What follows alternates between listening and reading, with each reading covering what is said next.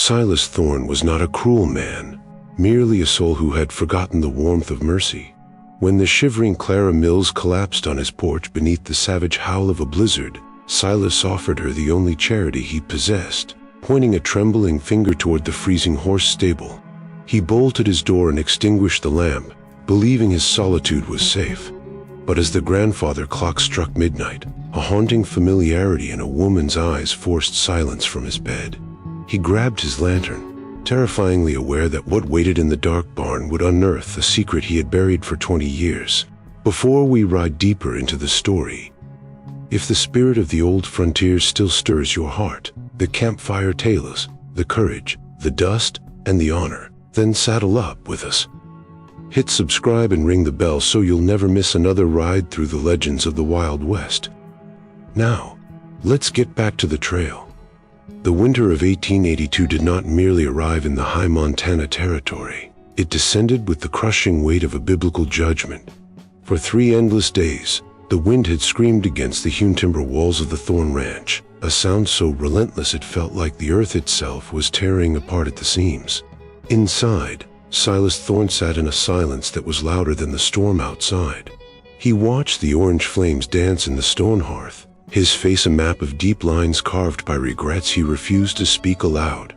He was a man who had built a fortress not of wood and stone, but of bitter solitude, convinced that if he let no one in, he could never be broken again. The whiskey in his glass was not for pleasure. It was a necessary tool to dull the sharp edges of a memory that refused to fade. Then came the sound, faint at first, like a branch snapping under the weight of snow, but then rhythmic, desperate, and undeniable. A fist against the door. Silas did not move immediately. In this forgotten corner of the world, a knock after dark usually meant trouble, and he had seen enough of that to last 10 lifetimes. When he finally rose and pulled the heavy oak door open, the gale nearly tore it from his grip. Standing there, framed by the swirling white abyss, was a woman who looked more spirit than flesh. Her coat was threadbare, her lips turned a dangerous shade of blue, and her eyes held the terrified glaze of a creature hunted by the cold itself. She tried to speak, but her teeth chattered so violently that the words fractured in the freezing air. "Please," she managed to whisper, the sound barely audible over the howling wind. Silas looked at her, and for a fleeting second, a spark of decency flickered in his chest, a ghost of the man he used to be. But then the old armor slammed back into place. He saw not a shivering girl, but a complication, a threat to the tomb he had carefully constructed. He could not have a stranger in his house, breathing his air, seeing his ghosts. He raised a hand, stiff and callous, pointing not to the warmth of the hearth behind him, but into the dark, freezing abyss of the yard. "The stable is dry," he shouted over the wind, his voice sounding rusty and harsh from disuse. "There is plenty of hay in the loft to keep you from freezing, but you cannot stay here."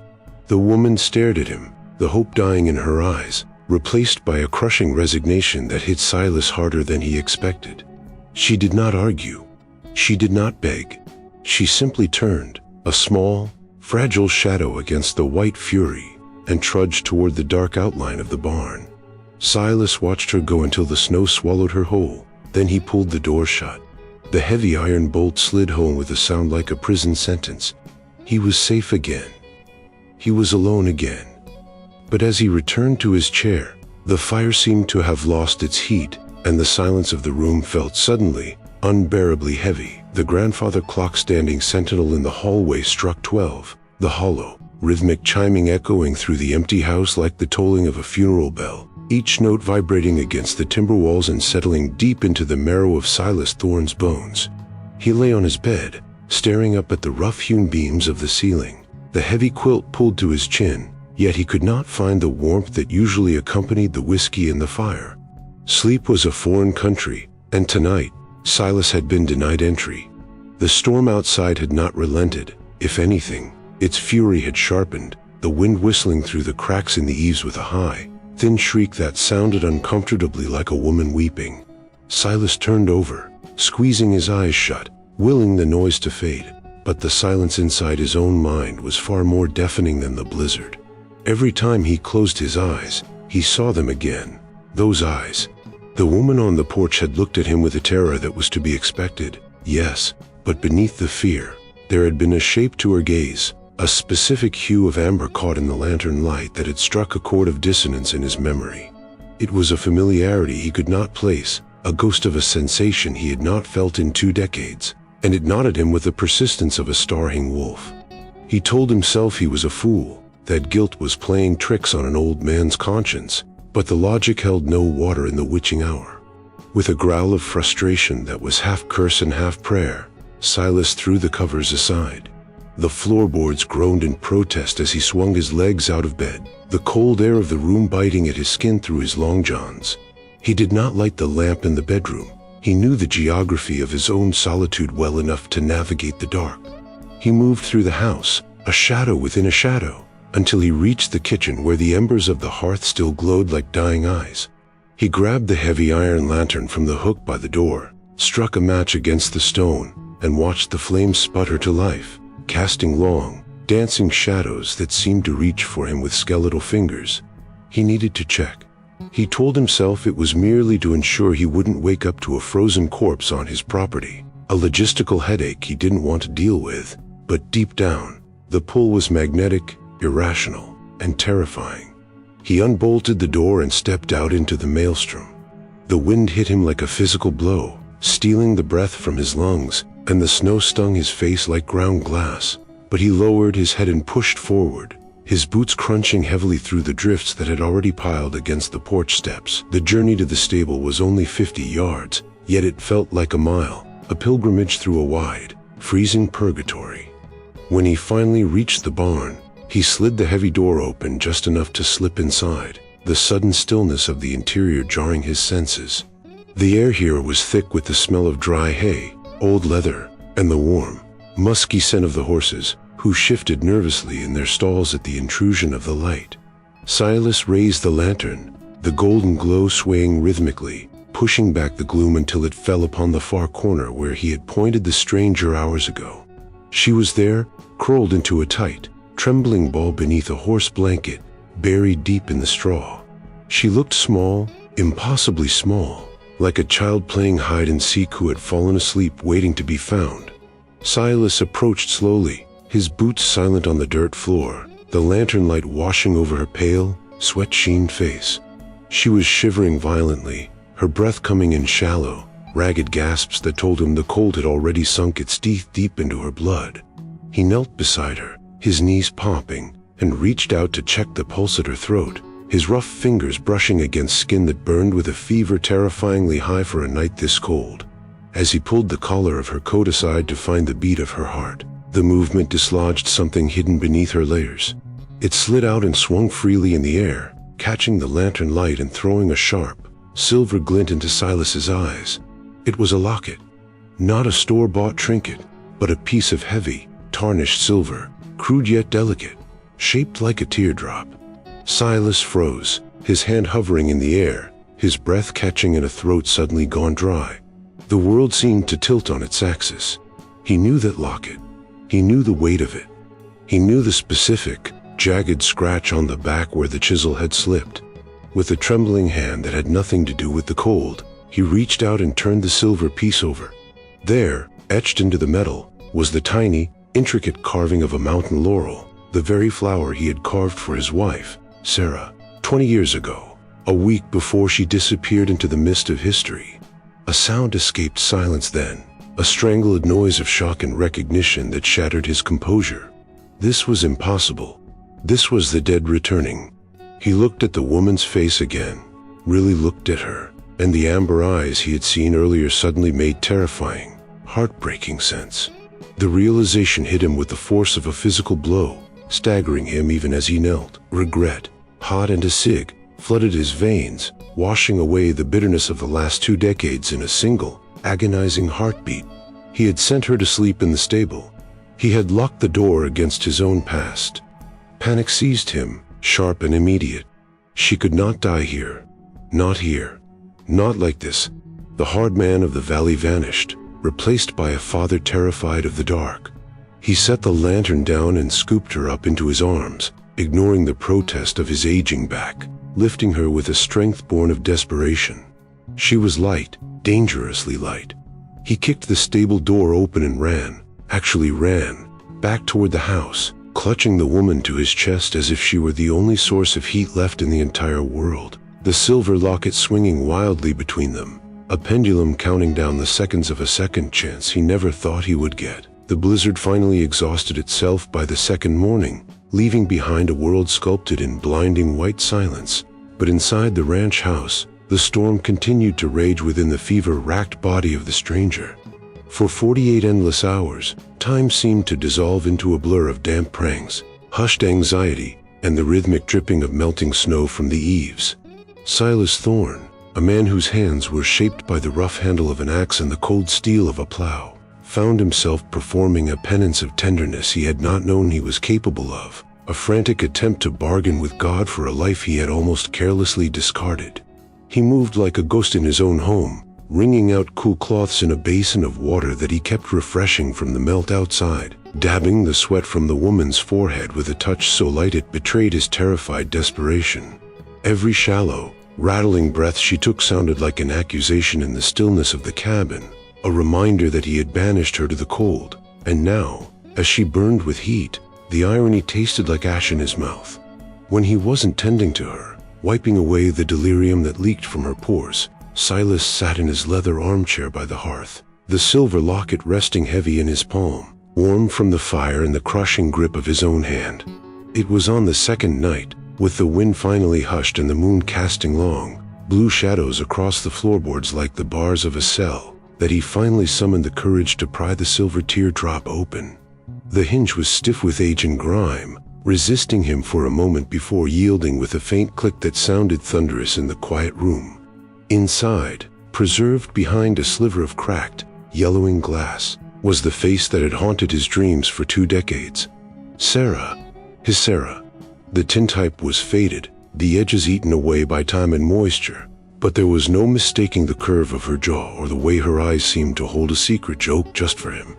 Silas stared at the image, his breath hitching in his chest, and suddenly the room wasn't a lonely ranch house in 1882. It was a sun-drenched meadow 20 years prior, filled with the scent of wild sage and the sound of her laughter. He remembered the day he gave it to her, the way she had kissed his cheek, the way she had sworn to wear it until the mountains themselves crumbled to dust. And then, the darkness. The day the wagon was found empty on the trail to the settlement.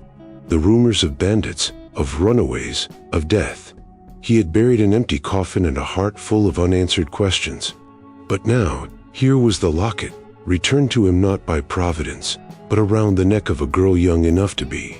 Silas stopped the thought before it could fully form, terrified of where it led, his mind reeling with a vertigo that had nothing to do with whiskey. He looked from the tiny, frozen smile in the picture to the woman shivering on his bed. He studied her face, really studied it, stripping away the gauntness of hunger and the flush of fever. He traced the line of her nose, the arch of her brow, searching for a ghost in the flash. Was it there? Was that Sarah's chin? Was that his own stubborn set of the jaw? The math began to churn in his head, a relentless, grinding calculation. 20 years. Sarah had been with child when she vanished, a secret they had only just shared between whispers in the dark, a promise of a future that was stolen before it began. He had assumed the baby died with her. He had assumed he was the last of his line, a withered branch on a dead tree. But if this girl was 20, if she had the locket, a groan from the bed broke his trance, shattering the memory. Silas snapped the locket shut, his hand closing over it into a tight fist, hiding the evidence as if it were a crime. He rushed to her side, replacing the cloth on her head, his heart hammering against his ribs like a trapped bird. "Who are you?" he whispered into the gloom, the question directed more at the universe than the unconscious woman. "Why have you come back to me now?" The mystery of her presence felt like a heavy weight pressing down on the roof of the house. Did she know?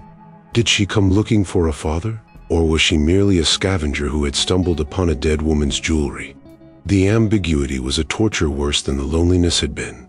He wanted to shake her awake and demand the truth, yet he was paralyzed by the fear that the truth would break him completely. If she was his daughter, he was the monster who had left her to freeze in a horse stall.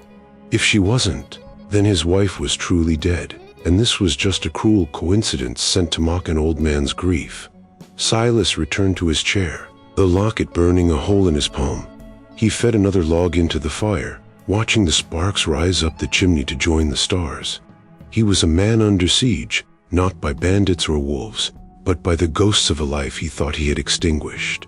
The fire crackled, popping loud in the silence, and in the dancing orange light, Silas Thorne sat and waited for the stranger to open her eyes, knowing that the moment she did, his life would either begin again or end forever. The silence that followed the storm was not peaceful. It was heavy, suffocating, and laden with a tension that felt brittle enough to snap with a single breath. When Clara Mills finally clawed her way out of the dark wail of fever, she did not wake to the smell of damp straw and horseman gear she had expected, but to the scent of wood smoke, chicory coffee, and the dry, dusty aroma of old paper. Her eyes fluttered open, gritty and sore, struggling to focus on the rough-hewn timber beams of the ceiling above her, beams that were definitely not the rotting rafters of a barn. Confusion, thick and murky, swirled in her mind, followed instantly by a sharp, electric jolt of terror. She tried to bolt upright, her survival instinct screaming that she was in danger, but her body was a traitor, heavy and unresponsive, leaving her to merely gasp and scrabble weakly at the heavy wool quilt that pinned her down. A shadow detached itself from the gloom of the corner, and Clara froze, her heart hammering against her ribs like a trapped bird. Silas Thorne moved into the pale, gray light filtering through the frosted window pane, his presence filling the small room with an overwhelming sense of mass and gravity. He looked different than the man who had banished her to the cold 3 nights ago. The lines of his face were etched deeper with exhaustion. His shirt was rumpled, and his eyes were rimmed with red, but he was still the same imposing figure of stone and iron. Clara shrank back into the pillows, clutching the quilt to her chin, her eyes darting around the room for an exit, a weapon, anything. She remembered the door slamming in her face. She remembered the cold. Why was she here? Had he changed his mind, or had he dragged her in for some darker purpose? Silas watched her fear, his face an unreadable mask, though internally, his stomach churned with a mixture of guilt and a desperate, aching hope he refused to name. He held a tin cup of water in his large, calloused hand, the metal cool against his skin, grounding him. He did not smile. To smile now would be a lie, and there were already too many lies filling the space between them. "Drink," he said, his voice a low rumble that seemed to vibrate in the floorboards. It wasn't a request, it was a command, stripped of any softness. He held the cup out, and Clara stared at it, then at him, her amber eyes wide and trembling. She was thirsty, a thirst that felt like it had cracked her throat open, but she was also terrified. Slowly, with a hand that shook violently, she reached out and took the cup, her fingers brushing against his. He did not flinch, but he watched her hand, noting the lack of calluses, the delicate structure of the wrist, and compared it to the story he knew she was about to tell. She drank greedily, water spilling down her chin, and when she lowered the cup, she looked at him with a defiance that seemed borrowed, a fragile shield against a giant. "You put me in the stable," she rasped, her voice thin and broken. It was an accusation, sharp and clear. Silas nodded once, accepting the sin. "I did," he replied, his tone flat, offering no excuse because there was none that would suffice. "But the stable is no place for a woman with a fever." Clara watched him, searching for the trap. "Who are you?" she asked. "Silas Thorne," he answered. "And you?" The question hung in the air, expanding until it pushed against the walls. This was the moment. Silas felt the phantom weight of the silver locket he had tucked away in his vest pocket, a secret that burned against his ribs. He knew the face inside it. He knew the carving on the back. He knew, with a terrifying certainty, that the woman before him was the child he had never seen, the daughter of the wife he had failed to protect. He waited, his heart pounding a slow, heavy rhythm, praying for the truth, praying she would say Clara, praying she would say, "I am looking for my father." Clara hesitated. She looked at the gun rack on the wall, at the locked door, and then back at the man who had almost let her die. She saw a stranger, a harsh, unpredictable hermit living in the middle of nowhere. If she told him who she was, if she told him about the men chasing her, about the land baron, about the deed to the copper mine. He might turn her in for a reward. Or worse. She swallowed hard, masking the calculation in her eyes. Alice, she lied, the name tasting like copper on her tongue. Alice Smith. Silas didn't blink. He didn't shift his weight. He simply stared at her, his gaze boring into hers, dissecting the lie with the precision of a surgeon. He knew it was a lie. He could see the tremor in her lip, the way her pulse fluttered in her neck, and the sheer impossibility of an Alice Smith wandering through a blizzard with a locket crafted by his own hands 20 years ago. The silence stretched, agonizing and thin. He wanted to scream. He wanted to pull the locket out and demand to know where she got it. He wanted to shake her and tell her she was safe. But he couldn't. If he revealed he knew her secret now, while she was terrified and cornered, she would never trust him.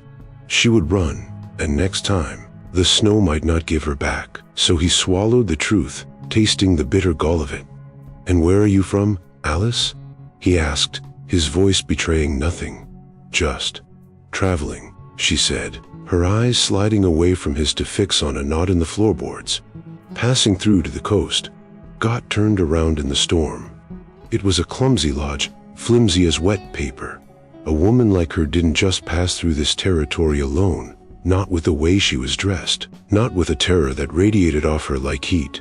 Silas looked at her for a long moment, the air between them crackling with the energy of things unsaid. He saw the daughter he wanted to claim. She saw the captor she needed to escape. The tragedy of it settled over him, a heavy cloak of irony.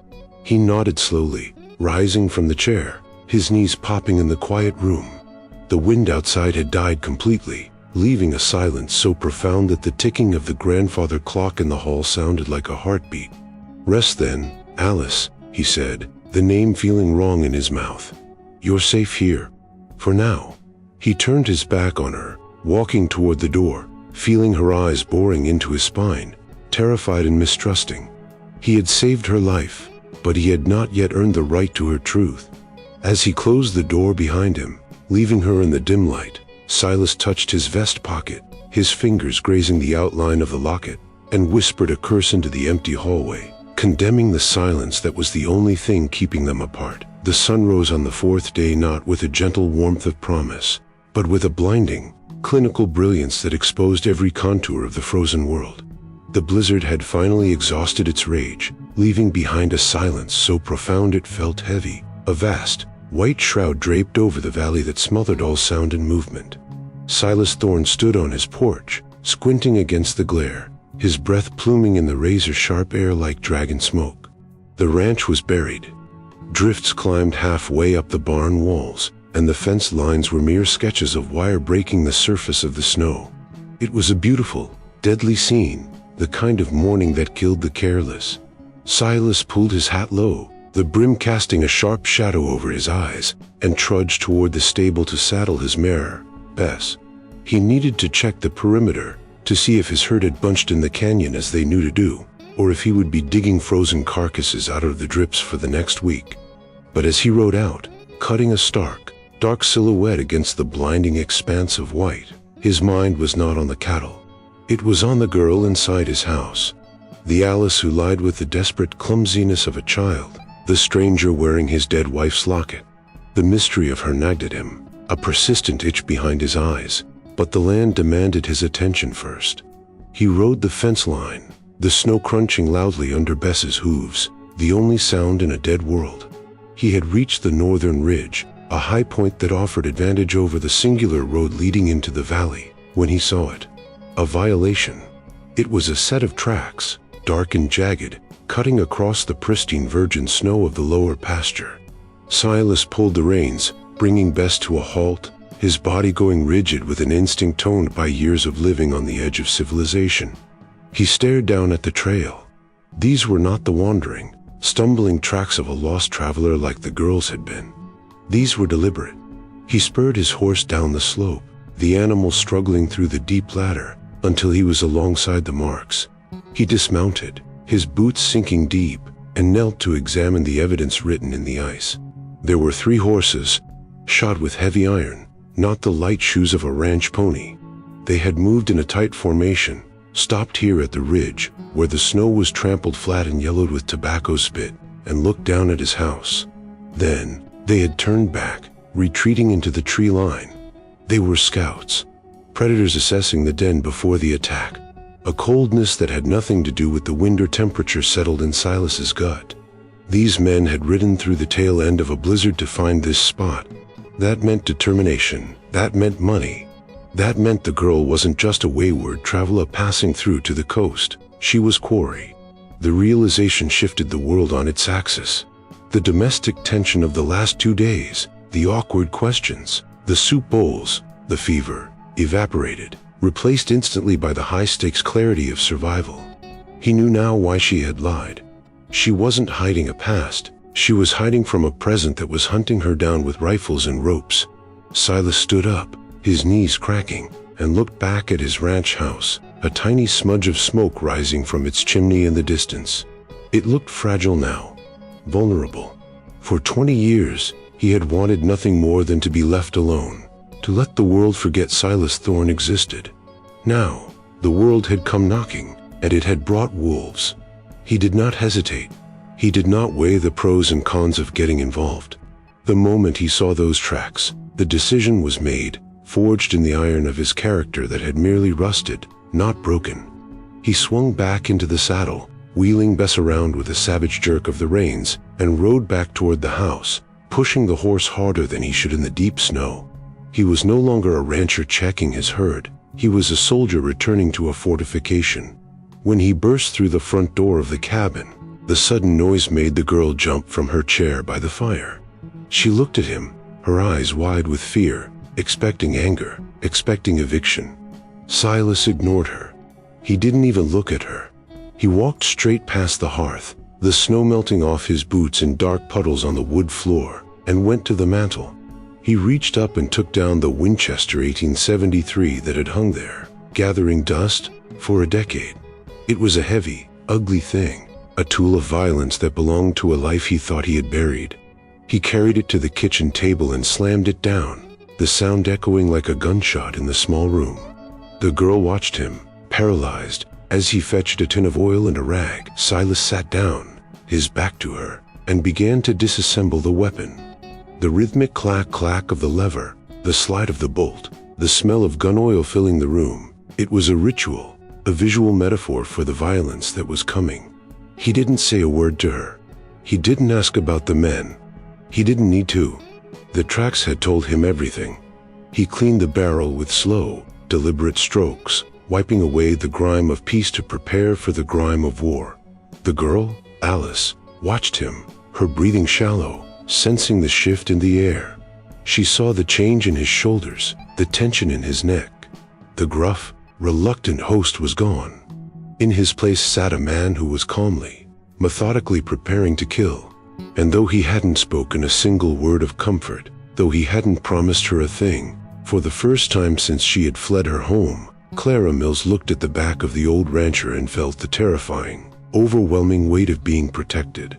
Silas snapped the rifle back together, the mechanism locking with a sound that promised finality, and finally looked up, his eyes staring out the window at the white, empty horizon, waiting for the black shapes he knew would soon return. While we catch our breath by this dusty road, go on and tip your hat to the last rodeo. Give this story a like, and subscribe so you can ride with us again soon. All right then. Let's get back on the trail. The Winchester rifle sat on the table between them, a cold, steel barrier that separated the life from the truth, its polished barrel gleaming in the dull afternoon light like a silent judge waiting for a verdict. Silas Thorne did not look at the weapon.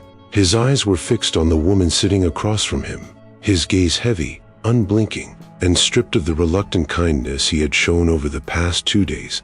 The air in the cabin was thick, suffocating, charged with the static of an approaching storm that had nothing to do with the weather outside. He had seen the tracks. He knew the wolves were circling. And he knew that the time for games, for Alice, for the polite fiction of a lost traveler, was over. He reached into his vest pocket, his fingers brushing against the warm metal that had been burning a hole in his conscience, and pulled out the silver locket. He didn't slam it down. He placed it on the rough wood of the table with a gentle, deliberate clink that sounded louder than a gunshot in the silence. Clara flinched. Her eyes darted to the silver teardrop, then up to his face, her expression shattering from fear into a raw, naked vulnerability. "The men outside aren't looking for a traveler," Silas said, his voice a low rumble that seemed to vibrate through the floorboards, steady and implacable. "And you aren't Alice. They are hunting you. And they are hunting this." He tapped the locket with a calloused finger. "I carved this 20 years ago. I know the woman who wore it. Now, you are going to tell me who you are, and why you have Sarah's locket, or I am going to open that door and let you take your chances with the riders in the tree line." It was a bluff, of course. Silas would sooner cut off his own hand and throw her to the wolves, but it was a necessary cruelty, a lever to pry the truth from her fear. Clara stared at him, her lower lip trembling, tears pooling in her amber eyes, eyes that were so painfully like Sarah's it made Silas's chest ache. The dam broke. She didn't scream. She crumpled, her shoulders hunching as if the weight of the world had finally snapped her spine. "She's gone," Clara whispered, the words barely audible, fragile things that disintegrated in the air. "My mother, Sarah, she died in the spring." The words hit Silas like physical blows, staggering him even as he sat stone still. Sarah, dead.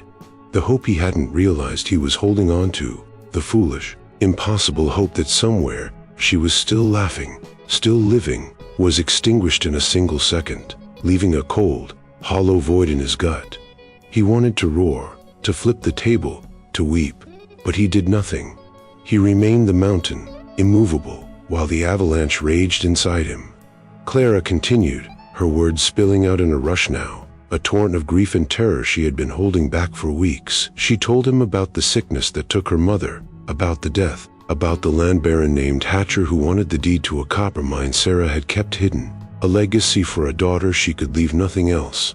"She gave me the locket," Clara sobbed, reaching out to touch the silver metal but pulling back as if unworthy. "She told me to run. She said to find the man who made it. She didn't tell me his name. She just said he was the only one who could stop them. That he was strong. That he was a friend." The word hung in the air, sharp and agonizing. Friend. Silas felt the blood drain from his face. She didn't know. Sarah hadn't told her. To this terrified girl, Silas Thorne wasn't a father who had abandoned his wife and unborn child in a fit of youthful pride and stupidity. He was just a name on a list, a craftsman, a ghost from a story. The realization was a double-edged sword that sliced him to the bone. On one side, relief, she didn't hate him yet.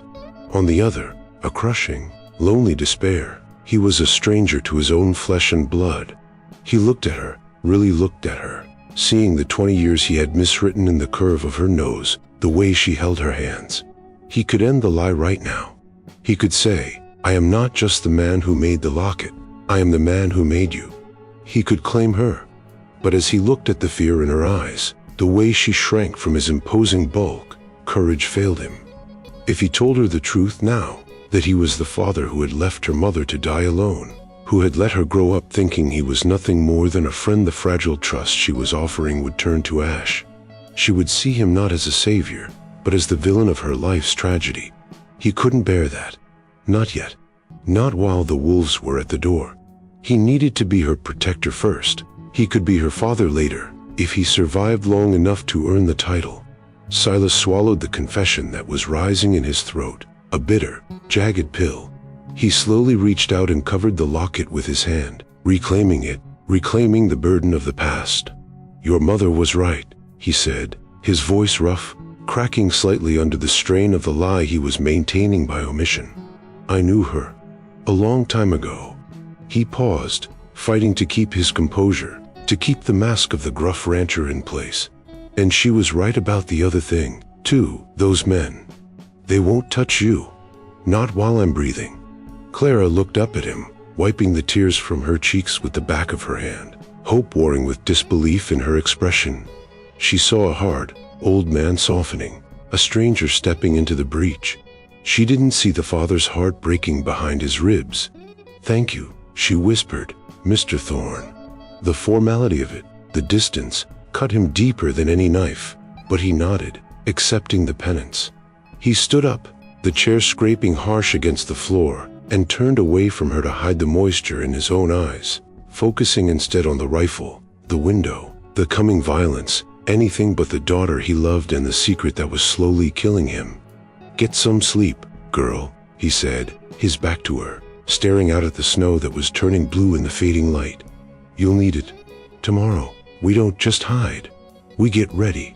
He heard her shift, heard the soft exhale of relief, but he didn't turn around. He couldn't. He just stood there, a sentinel in his own home, guarding a girl who didn't know him, mourning a wife who was gone, and silently swearing to the empty air that he would spend the rest of his life making up for the 20 years he had lost, even if it meant dying before she ever learned his name. The transformation of the Thorne Ranch from a home into a bastion of war began not with a shout, but with the rhythmic, dull thud of a hammer driving iron nails into seasoned pine. The morning had bled into a gray, steely afternoon, and the urgency of the coming night pressed against the windows like a physical weight. Silas moved with the grim efficiency of a man who had prepared for sieges before, though in his youth, the enemies had been Apache raiding parties or Confederate deserters, not hired guns from a land baron. He pulled old planks from the loft, wood that had been curing in the dry dark for a decade, and set to work reinforcing the weak points of the cabin. Clara, her face pale but her jaw set with a newfound determination, worked beside him. She was not built for this labor. Her hands were soft, her movements uncertain, yet she carried the nails, held the boards, and swept the dust with a silent, desperate energy that made Silas's heart ache. As they worked, the silence between them began to thin, replaced by the steady cadence of construction and the slow, hesitant unraveling of the past. To keep her calm, and perhaps to soothe the turmoil in his own soul, Silas began to talk. He didn't speak of the danger waiting in the tree line, nor did he offer empty platitudes about safety. Instead, he spoke of the old days, spinning yarns about the valley when it was wilder, before the fences and the mining companies. He told her about the winter of '65, when the snow was so deep the elk could walk right over the roof of the root cellar. He pointed to a scratch in the mantel and told her how a bear had tried to come down the chimney, a story that elicited a small, fragile smile from her, the first he had seen. He spoke of a woman who used to live there, who had planted the lilac bushes that were now withered stumps by the porch, describing Sarah's love for the land without ever naming her as his wife or Clara's mother. It was a masquerade of the highest stakes. He was mentoring his own daughter, passing down the history of her bloodline, all while wearing the mask of a kindly stranger. The tragedy of the lost years hung heavy in the air, thick as the sawdust. He was giving her pieces of himself, scraps of a legacy she didn't know she had inherited, and every laugh he coaxed from her, every nod of understanding, felt like a theft because it was based on a lie. But the true bridging of the chasm between them came not with the hammer, but with the gun. When the windows were secured, leaving only narrow slits for firing, Silas took the Winchester and the heavy Colt revolver out to the back porch. The wind had picked up again, biting and cold, but the snow had stopped. He called Clara over, the weapon looking obscenely large and dark against the white backdrop of the world. "If they come through that door," Silas said, his voice devoid of emotion, "you cannot hesitate. Mercy is a luxury for the living, and if you hesitate, you won't be living long." He placed the rifle in her hands. It was too heavy for her. She fumbled with the stock, her fingers trembling as they searched for the trigger guard. Silas stepped in close, his large frame shadowing hers, and reached around to guide her arms. The physical proximity was electric with unspoken meaning. For a moment, he wasn't just a teacher, he was a father holding his child, something he should have done 1,000 times before, teaching her to ride a pony, to cast a fishing line, to dance. Instead, his first act of fatherhood was teaching her how to kill. The bitterness of that irony almost choked him. "Tuck it into your shoulder," he instructed, his voice a rough whisper near her ear. "Tight, or it'll kick you like a mule. Don't yank the trigger. Squeeze it, like you're wringing out a wet cloth. Slow." He smelled the scent of her hair, faintly like the lavender soap Sarah used to buy, and it took every ounce of his will not to drop the gun and embrace her. He watched her squeeze her eyes shut as she fired the first shot into a dead stump 50 yards away, The report cracked the air, rolling off the mountains like thunder. She missed by 10 feet. Again, Silas said, gentle but firm. Open your eyes. Look at what you want to hit. The bullet goes where the eye leads. They spent the next hour there, the smell of burnt gunpowder mixing with the crisp winter air. With every shot, Clara grew steadier. The innocence in her posture, the hunt of fear, the flinch, began to harden into something brittle and dangerous. She was learning the language of his world, the language of violence, and while it would save her life, Silas mourned the loss of the softness she had arrived with. By the time the sun began to dip below the peaks, casting long, blood-red shadows across the snow, she could hit the stump 2 times out of 5. It was enough. They went back inside, the cabin now a dark, boarded-up cave lit only by the fire. They sat on the floor, eating a meal of dried beef and beans, the rifle resting between them like a third diner. The work was done. The lessons were over. Silas looked at Clara, her face smudged with gun oil and dust, and felt a fierce, terrifying pride. She was a thorn, even if she didn't know it. She had the grit. But as he threw the last log on the fire, preparing for the long night of waiting, the sorrow returned. He had fortified the house, yes, but he had also fortified the wall of silence between them, protecting her body while continuing to break his own heart. They sat in the gloom, 2 generations of survivors bound by blood and gunpowder, waiting for the midnight hour to bring the judgment they both feared. The waiting ended not with a scream or a gunshot, but with the heavy, wet-sucking sound of hooves turning through the deep slush of the melting snow, a rhythmic cadence of intrusion that shattered the fragile sanctuary of the Thorne Ranch. Silas Thorne heard it first, his head snapping up from where he sat cleaning his revolver, his eyes locking onto the boarded-up window as if he could see through the wood to the danger approaching from the south. He stood slowly, the joints of his knees popping in the quiet room, and looked at Clara, who had frozen in her chair, her face straining of color until she looked like a porcelain doll left out in the rain. "Stay here," he commanded, his voice low and devoid of the hesitation that had plagued him for days. "Do not come out. Do not look out. If you hear shooting, you drop to the floor and you stay there until I tell you otherwise." He did not wait for her to nod. He grabbed the Winchester from the table, checked the load one last time, and walked to the heavy oak door. 4 days ago, he had opened this door to cast a shivering girl into the dark because he was too cowardly to care.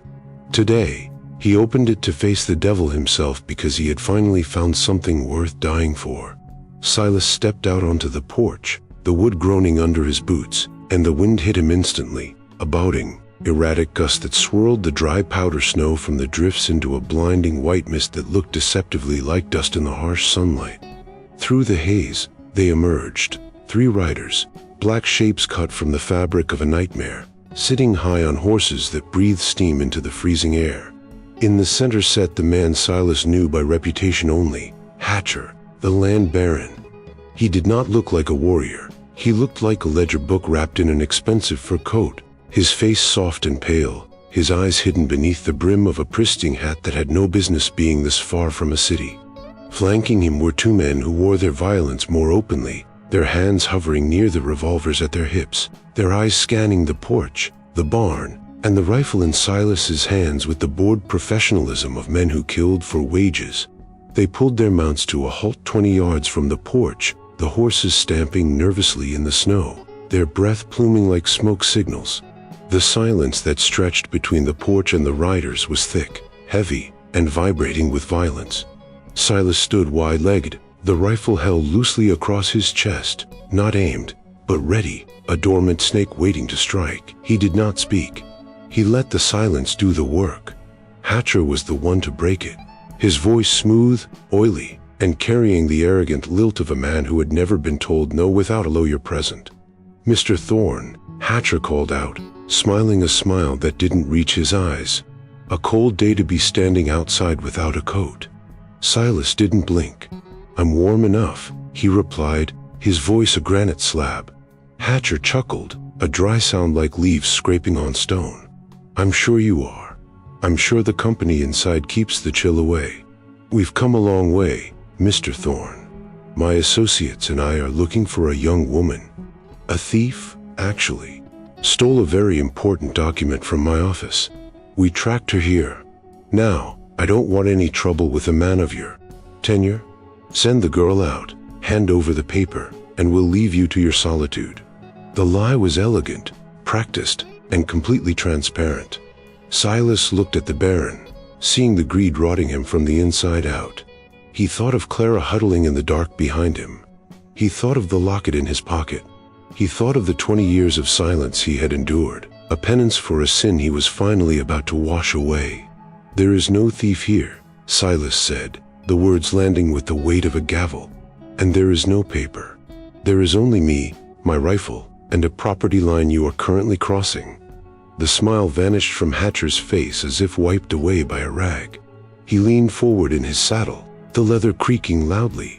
"Don't be a fool, old man," Hatcher hissed, the veneer of civility cracking. "We know she's in there. We found the horse. We have the deed to that mine, or we will have it, one way or another. You are protecting a corpse. She is nothing to you, just a stray you took in. Is she worth dying for? Is she worth burning the shack to the ground with you inside it?" The question hung in the frozen air, a challenge that demanded an answer not just from Silas's mouth, but from his soul. Was she worth it? The girl he hadn't known existed a week ago? The daughter he had never held? Silas tightened his grip on the Winchester, his knuckles turning white. He looked Hatcher dead in the eye, and for the first time in 2 decades, he felt completely, terrifyingly alive. This was his redemption. This was the apology he could never speak to Sarah, written in gunpowder and blood. "She isn't a stray," Silas said, his voice rising, cutting through the wind, carrying the full weight of his history.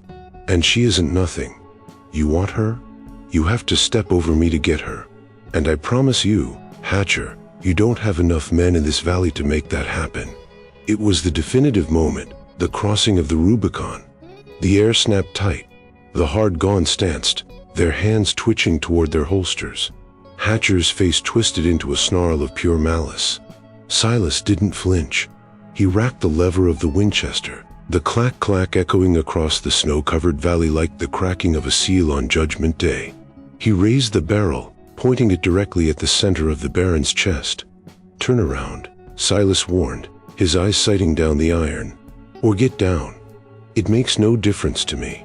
The wind howled, swirling the ice dust around them, a void text of white blinding the world as the standoff teetered on the razor's edge of inevitable violence. The standoff shattered not with a dramatic speech, but with the twitch of a finger.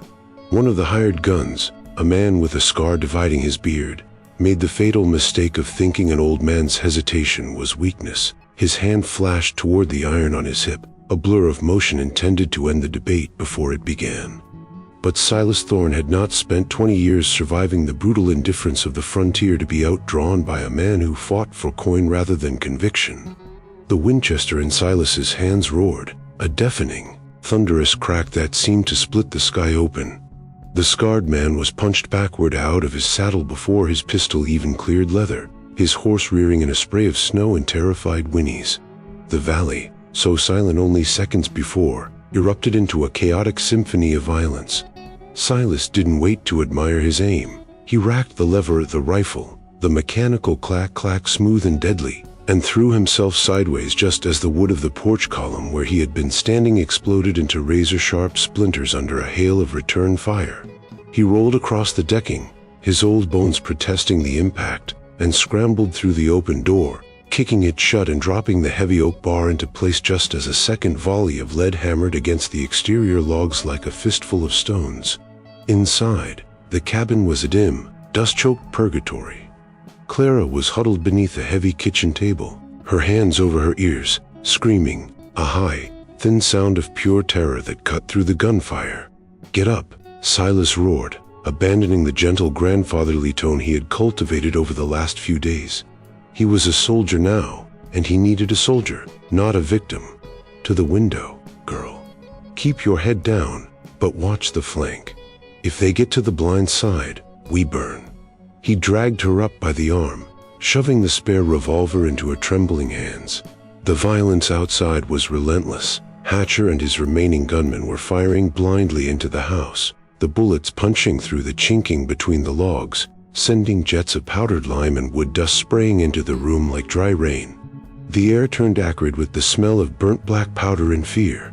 Silas moved to the firing slit he had cut into the boarded-up front window. Peering through the gloom, he saw Hatcher dismounted, using his dead horse as cover, while the third man was sprinting toward the side of the barn, trying to get an angle on the back door. It was a tactical play, smart and deadly. Silas cursed, tracking the runner through the narrow gap. He exhaled, a long, steady breath that defied the adrenaline flooding his veins, and squeezed the trigger. The Winchester kicked against his shoulder, and the runner crumpled into the snow, mid-stride, a dark stain spreading on the white ground. One left, Silas grunted, racking the lever again. Just the Baron. But Hatcher was desperate, and desperation made men dangerous. A sudden crash from the rear of the house announced the shattering of the back window, the one they hadn't boarded up fully. Silas spun around, his heart hammering. Hatcher hadn't stayed behind the horse. He had circled while his men drew fire. The land baron was there, framed in the broken window, his face a mask of soot and rage, a shotgun leveled directly at where Clara stood frozen in the middle of the room. Time seemed to warp, slowing down into a thick, viscous sludge. Silas saw the hammer of the shotgun falling. He saw Clara's wide, amber eyes, paralyzed by the sight of her own death. There was no time to aim. There was no time to think. There was only the instinct of a father who had failed once and refused to fail again. Silas threw himself across the room, a desperate, lunging dive that put his body between the weapon and the girl. The shotgun boomed, a sound like the world ending. Silas felt the impact, not pain, at first, but a massive, sledgehammer blow to his left shoulder that spun him around and slammed him to the floor. The rifle clattered away from his grip. Darkness danced at the edges of his vision, hot and encroaching. He gasped, the air suddenly too thin to breathe, and looked up to see Clara standing over him, screaming, her eyes wild with a panic that was about to make her do something foolish, like run. She was hyperventilating, on the verge of breaking completely. Steady. Silas wheezed, his voice wet and strained, grabbing her wrist with his good hand, his grip iron hard. Look at me. Look at me, little Wren. The name slipped out before he could stop it, a ghost from a life he had buried. Little Wren. It wasn't a generic term of endearment. It was the name he and Sarah had whispered to each other in the dark 20 years ago, the secret name they had chosen for the baby they were expecting, the baby he thought he had lost. My little Red. The effect was instantaneous. Clara froze, her panic suspended in a moment of absolute, shattering clarity. The noise of the wind, the ringing in her ears, the smell of blood, it all faded. She stared down at the bleeding, gray-haired man on her floor, her eyes searching his face with a new, terrified recognition. Her mother's voice echoed in her memory, a story told on a deathbed. Your father. He called you his little Wren before you were even born. The pieces slammed together, the locket, the isolation, the protection, the familiarity. This wasn't a stranger. This wasn't a friend. Papa? She whispered, the word fragile, a question asked to a ghost. But Hatcher was climbing through the window, the shotgun broken open for reloading, a sneer of triumph on his face. He didn't care about reunions. He only cared about the deed. Silas saw the movement in his peripheral vision. The pain in his shoulder flared white-hot, a blinding agony, but he used it, channeled it. He couldn't lift the rifle. He couldn't stand, but his right hand was free. With a roar that was half agony, half fury, Silas snatched the Colt revolver from his belt. He didn't aim with his eye, he aimed with his soul. He fired 3 times in rapid succession, bang, bang, bang. Hatcher jerked violently with each impact, the shotgun falling from his hands, the look of triumph replaced by a sudden, vacant surprise. He collapsed backward out of the window, landing with a soft thud in the snow outside. Then, silence. Absolute, ringing silence. The wind howled outside, but the gunfire had stopped. The Gunsmoke Redemption was over. Inside the cabin, The only sound was the ragged breathing of a father bleeding on the floor, and the weeping of a daughter who had finally found what she was looking for. Silas looked up at her, his vision blurring, and managed a weak, bloody smile. "I caught you," he whispered, his voice fading. "I didn't let you fall this time." And then the darkness took him, not with fear, but with the peace of a debt finally paid. The night did not surrender easily, clinging to the valley with the stubborn tenacity of the winter itself. But eventually, the darkness began to bleed away, replaced by a gray, bruised light that filtered through the shattered windows of the cabin. Silas Thorne drifted back to consciousness on a tide of pain that throbbed in rhythm with his heartbeat, a burning fire in his left shoulder that told him he was still alive. He was not lying on the cold floor where he had fallen. He was on the sofa, propped up by pillows that smelled of lavender and dust. His shirt had been cut away, and his wound was bound tight with strips of white linen, tablecloths, he realized, sacrificed for his blood. The house was silent, the gunfire a phantom echo in his ears, but it was not empty. Clara sat in the armchair opposite him, her face scrubbed clean of soot, but her eyes heavy with exhaustion, watching him with the intensity of a hawk guarding a nest. There was no fear in her gaze now, only a profound, quiet recognition. She was no longer the shivering stranger begging for a place in the stable. She was the daughter who had watched her father bleed for her. When Silas tried to sit up, groaning as the world spun, she was at his side instantly, her hands, Sarah's hands, steadying him with a strength that surprised them both. She didn't ask him how he felt. The blood-soaked bandages told that story. Instead, she helped him to his feet, understanding without words that a man like Silas Thorne would not want to greet the morning lying down. Together, moving slowly like two wounded soldiers returning from a war, they walked to the front door. The heavy oak plank, scarred by bullets, swung open to reveal a world transformed. The storm had broken completely. The sky was a vast, crystalline dome of pale blue, and the sun was just beginning to crest the eastern peaks, setting the snow-covered valley ablaze with a golden, blinding light that promised warmth. The bodies of the men who would come to take their lives were gone, buried under the drifts or dragged away by their spooked horses, leaving only the pristine, indifferent beauty of the frontier. Silas sank onto the rough wood of the porch bench, the cold air biting at his exposed skin but feeling clean in his lungs. Clara sat beside him, close enough that their arms touched, a physical connection he had denied himself for 20 years. For a long time, neither spoke. They simply watched the sun climb, burning the mist off the river, melting the ice that had encased the ranch. It was Silas who finally broke the silence, his voice rough with unused emotion.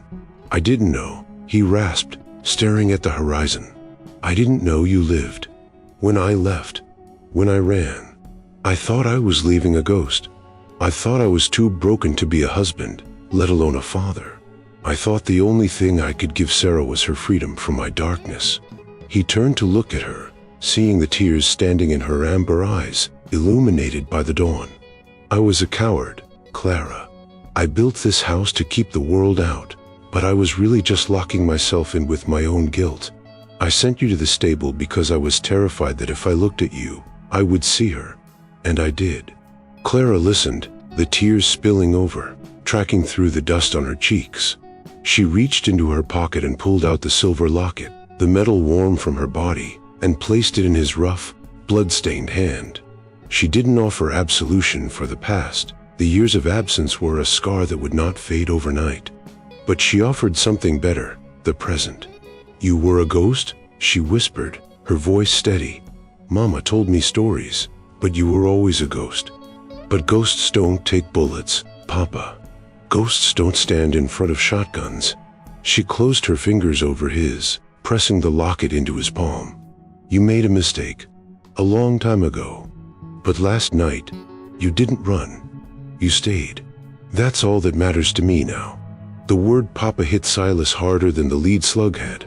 It broke the last fortification of his heart, shattering the dam he had built against the pain of loving someone. He wept then, not the noisy sobbing of a child, but the silent, shaking release of an old man laying down a burden he had carried for a lifetime. The sun rose higher, bathing the porch in a light so bright it seemed to wash the very wood clean. The stable stood across the yard, its doors open, empty and dark. It was a place for beasts, not for kin. The house behind them, battered and broken as it was finally full. The circle was closed. The isolation was over. And as we look at Silas Thorne, a man who thought his life was over, sitting in the golden light of a second chance, we must ask ourselves a question, must we not? How many of us have built our own stables? How many of us have locked the doors of our hearts against the people who need us, convinced that our guilt or our fear is a good enough reason to be alone?